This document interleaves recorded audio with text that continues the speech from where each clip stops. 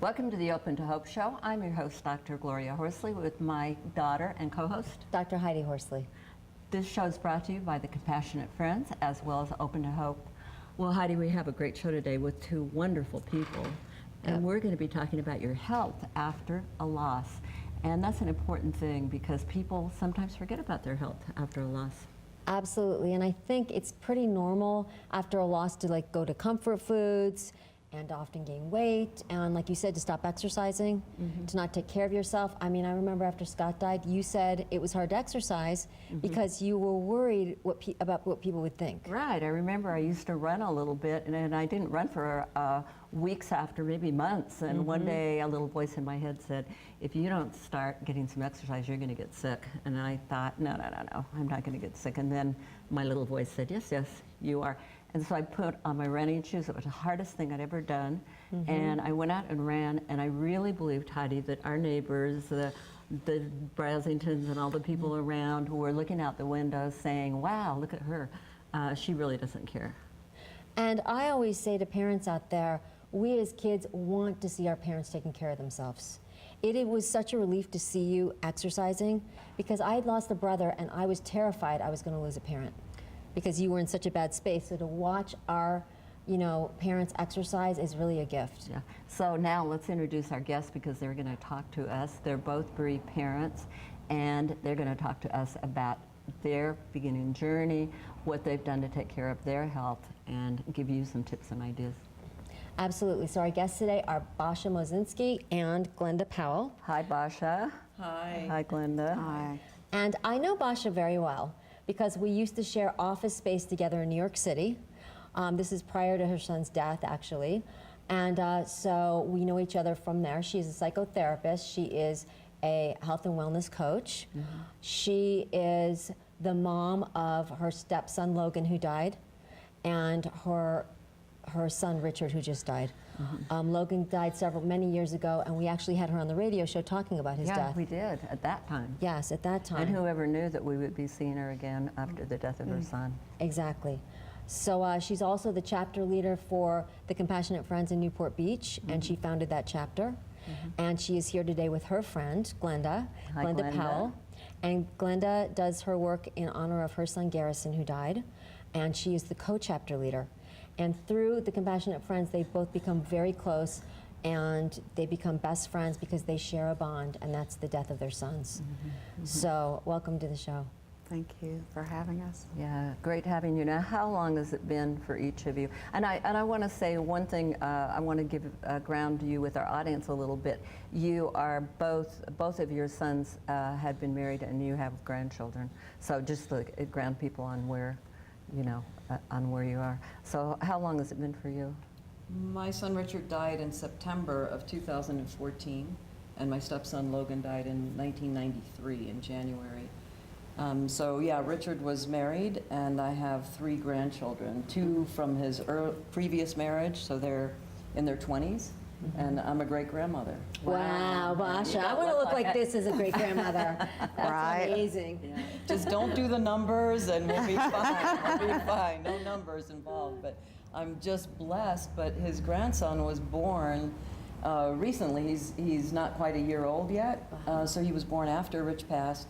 So he's never met him, but I have to say I look in his eyes and I see my son, and I just look for him. I look That's for him. amazing. And that's he's also his namesake. Correct. Wow. Calvin Richard. Yeah.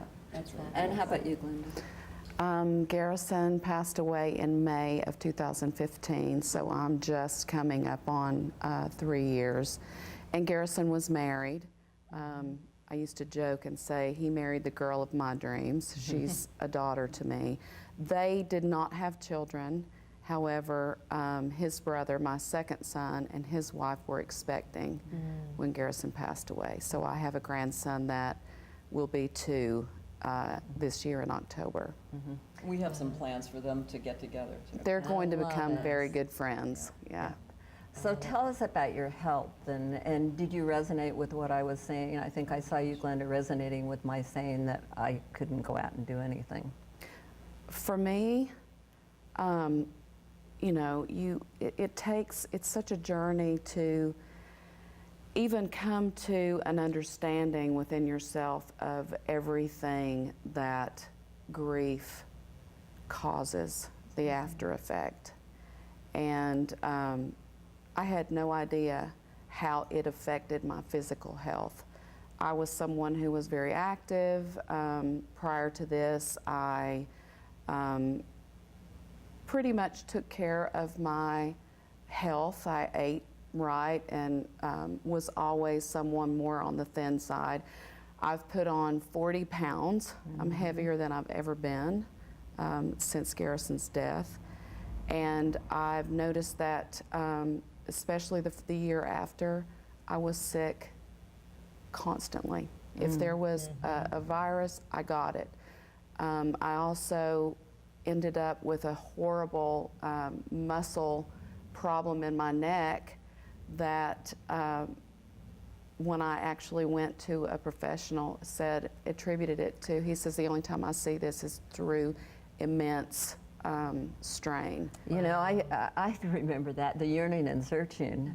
You're looking all the time and stretching your neck. How about you, Basha? Did you notice that it hit on your health?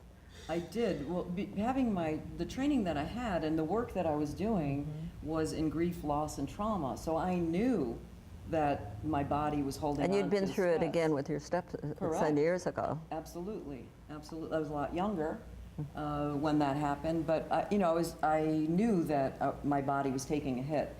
But what happened to me was I got really low in depression, and I could have gone to any doctor and gotten prescriptions for antidepressants or And they, in fact, they would want to give them to you. Correct, 'Cause yeah, they feel so bad for Well, bereaved people. They want to give them something in their hand when they leave. Right, to leave with something, hope, maybe this will help you. I didn't want to go that route, but I thought that I was taking care of myself by, going to specialty markets and buying, really good foods and healthy foods and all that. But I didn't know what I know now.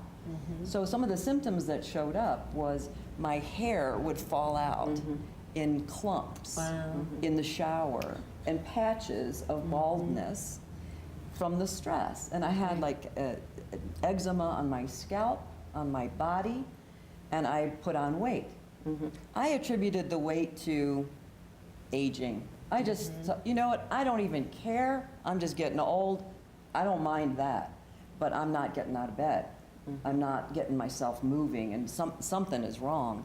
You know, it's interesting how much you can tell by people's hair, isn't it? Heidi, you and I talk about it gosh. sometimes. Absolutely, yeah. Yeah.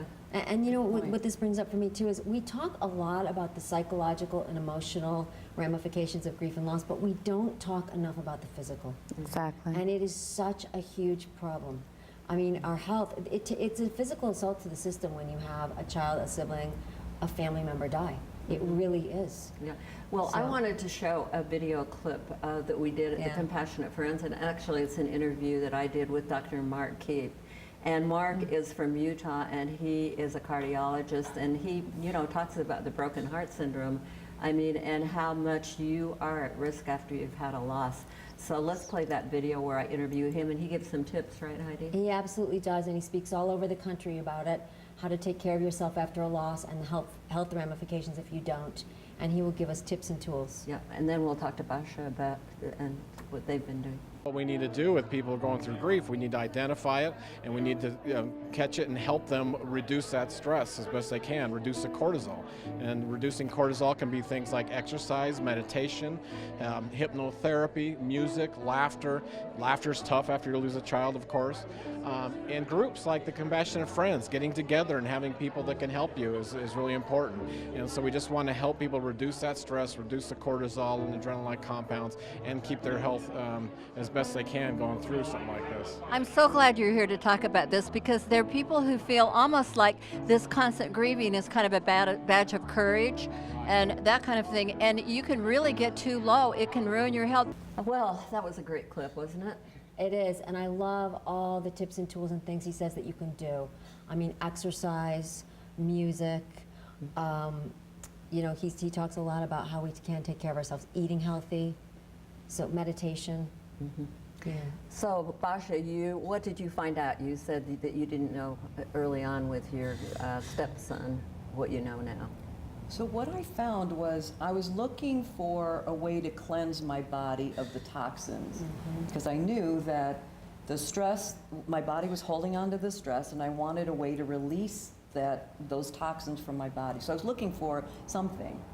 Years ago, I had heard about a cleanse that involved lemon juice and cayenne pepper and some other I couldn't even imagine stomaching that again. And it was like for 10 days or something like that. So as happens, as you know, when you lose someone, your heart is broken open, but then angels come in.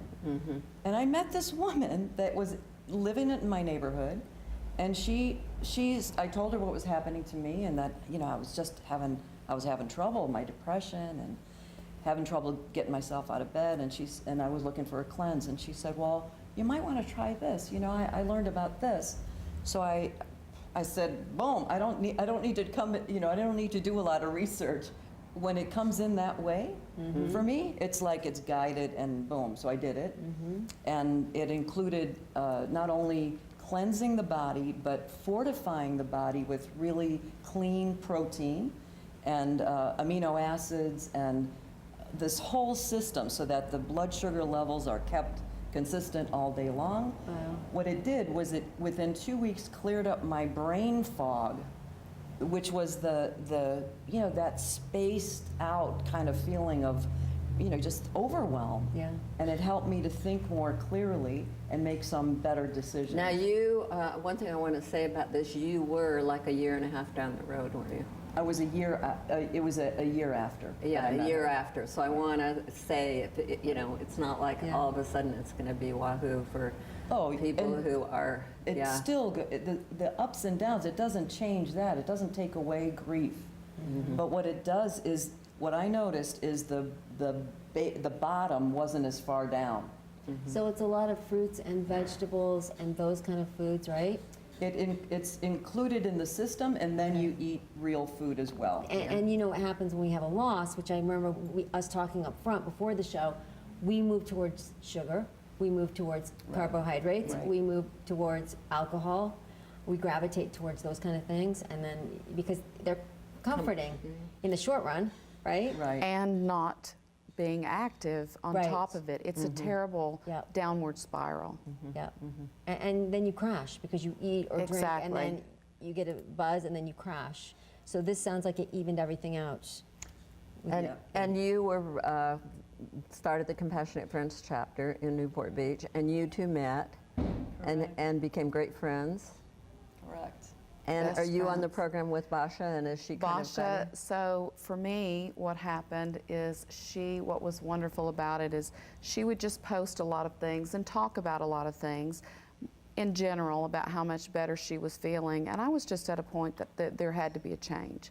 There had to be a change. And oddly enough, my husband, who is more reluctant than I am to embrace something new, said, let's ask Basia what it is she's doing. Yeah. And then he got on board, and I was amazed. I trusted her, I believed in her, I saw how, she had a lot more energy than I had, she wasn't sick like I was, and she was just feeling better. And the brain fog, that's such a huge thing that happens in grief. It's something that, there's a lot of things that are not ever spoken about until you actually go through this, that are unexpected, I guess, ramifications. But so I started the program, and I mean, within 2 weeks, I felt like a different person. I think what we would like to do, what our goal in this is, if we can get the word out there, and they can know about this in the interim of their grief, then maybe it won't be a year out or 2 years out before they can start feeling somewhat better. And eating right is, you know, an important part. I don't want to specifically market a product, Correct. but I want to say that there are cleanse kind of programs all over the United States and different things that you can look at in your own community. And I know my friend Byron Katie, who does the work, does a cleanse every year in January, and she is, you know, a fantastic person and feels that this really helps people. So people might want to think about that. Are there other things that you're doing for yourself while you're doing that? I go to the gym. Oh, look at you! Wow, you got some muscles. Well, I have to tell you what, my son and I like to be real active together. Yeah. And when I was at my lowest and I didn't want to get out of bed, I would hear him in my head, and he'd be saying, "Who are you? Who is this person that's not getting out of bed? Who are you? I don't know this person that you're saying is my mom, you know?" So I don't know if this is strange or not, but I almost embody him. And when I didn't have energy, I took his energy. I took that energy of like living life more fully Yeah. because he can't. Right. I definitely feel like that. And- I have felt like that since my brother died. Yeah. I live my life for both of us, Yeah. and I want to live Yeah. it fully because he's not here to do it. So I feel like I want to make him proud, and I want to live really well. And I also know that life isn't forever. I mean, it's kind of a wake-up call because you're like, wow, okay, I got to make the best of it because it's short. And she taught me, you know, I'm not going to just live. I'm going to live life to its fullest in honor of him. So Right, I like I feel that. the same way. I'm going to live my life in honor of Garrison. I want to honor him. I want to honor his life. And, you know, Alan Peterson said something that really resonated with me, and that was, are we going to be, you know, caught up in the grief, or are we going to embrace the memory? You know, are we going to, you know, to live our lives the way that our boys, both of our boys, would want their Right. moms to live? I swear they're with us too. Right. They are with us on this trip in particular. So we took a walk this morning. We're staying at this Airbnb, and then we go out and we're taking a walk because we're going to feel good. We're going to Yeah. feel good. So we go for a walk. I stop and ask a woman about directions, about a better trail to get up into the mountains. You live in a beautiful area. So we go. She tells us to go down this route. We go down that route. We go past a house, and the name of the last name on the mailbox, Richard. Wow, that's cool. Not Richards. Yeah. That's plural. Richard. Wow. So then she takes a picture of me. I'm like, oh my God, and I'm. And she had just said, as we were walking out the door, I just really need to feel him. I really Yeah. need to hear from him Yeah. right now. And I mean, That's he amazing. was right there. Yeah. It was That's so very cool. powerful. And then on the way here, we see a street sign with her son's middle name. Wow. So we're like, And oh the my exact And spelling. you photographed that too, Oh, right? yeah. We both, That's- yeah. I love these gosh. Put stories. together like, you know, a booklet or Our something. treasures, these little treasures that come. I So love- when you're down, you can go back to that and look at, no, that really happened. It really happened that way, and it felt really good. Yes, and what I was also wondering, we haven't done a lot of shows about adult children that have died.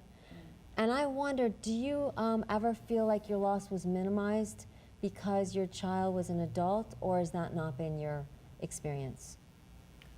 I would say absolutely not. No. Because Okay, I that's won't good. let it. No, I love- think it's I Heidi's love talking it. about by other people. By other people, Because because yeah. that was my experience. So I didn't know if that was You your know, experience. I don't Yeah. think, That's a great thing to know. I know in our own chapter, you know, we have losses of all ages, Right. you know, children through adults. And I've never felt that way from anyone else that, you know, well, I had him for 30 years. You know, I've never, most people I think that are, as Alan says, civilians. They're not, they haven't been through the grief process, you know, especially with a child or Right. a sibling.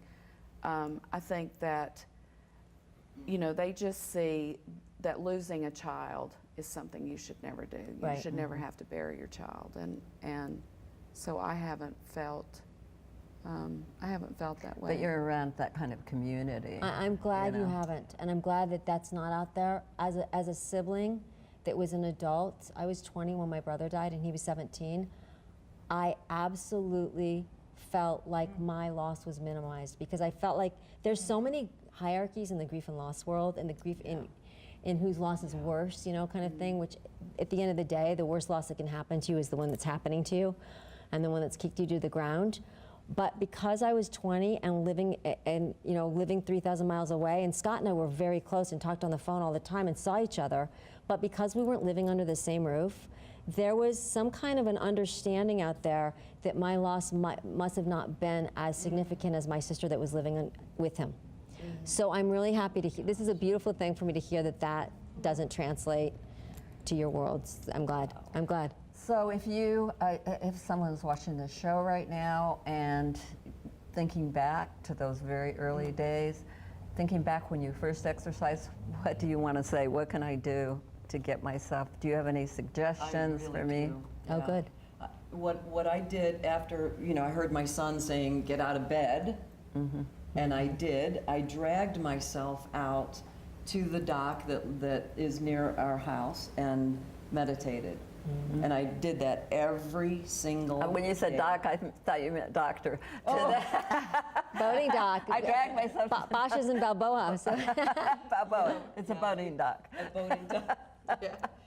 So I would take myself down there and early in the morning and just sit and just meditate, just feel, just look at the beauty, take in the beauty. Of course, I would look for signs, anything that was nature that would remind me of him. He loved the place, so I went to a place that he loved, and I just did that every day, every single love day. that. And then I'd go to the gym, I'd cry. I opened up to a guy that I know at the gym, like, it's crazy, it's madness what we Yeah. go through, it's madness. Yeah. Yeah. But I just trusted that I just have to live. Yeah. I just have to live. How about you, Glenda? What advice would you have, and what do you remember? What well, got you started?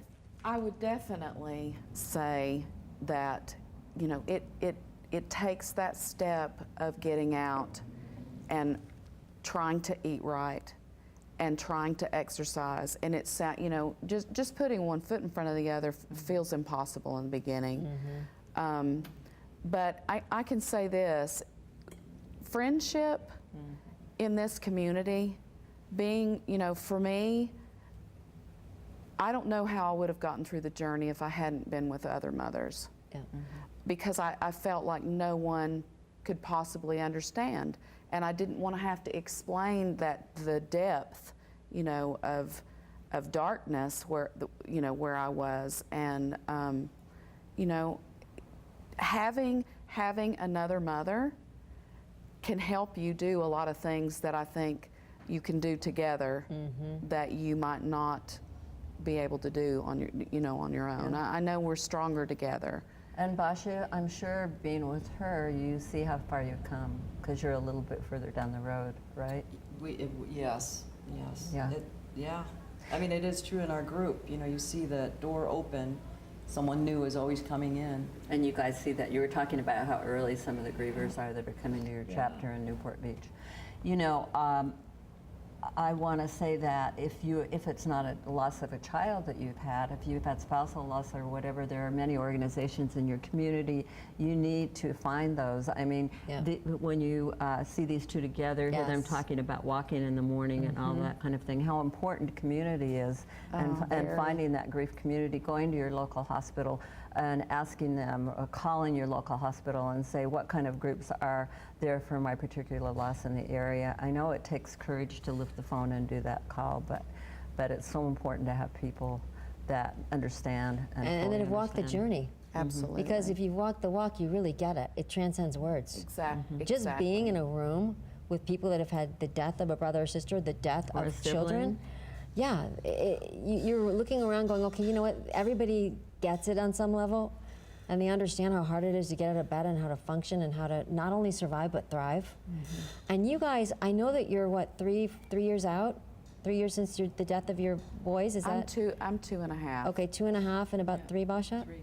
That's newly bereaved It's in new. this world. And very newly Right? bereaved to be in the capacity Yes. as leaders. So you guys are still I mean, it's interesting because the journey lasts a lot longer than people would think. I mean, when you think you're going to have your kids in your life, you know, that they're going to outlive you, and they don't, and I'm going to have Scott in my life forever, it's a big, huge, it takes a very, very long time to figure out who am I without these important people in our lives. But there is happiness along the way. There absolutely and there's is. fun, and Yes. there's, you know, there's a life out there Yeah. for you. Yeah. You just have to kind of kick it up sometimes, and particularly early on, and say, I'm going to do it. It's hard. It's And hard. I think doing, you know, serving in the Compassionate Friends, Yeah. Again, for me, has been giving back to those parents that gave to me when I first walked into that room. Yeah. You know, if we don't offer comfort, strength, and hope, then, you know, there's no purpose in what we're doing. I love that. Comfort, strength, and hope. And Yeah. we hope that everybody watching this show today will have that comfort, strength, and hope. And we want to thank you guys for being on the show today. You're amazing women and such a great example for everybody.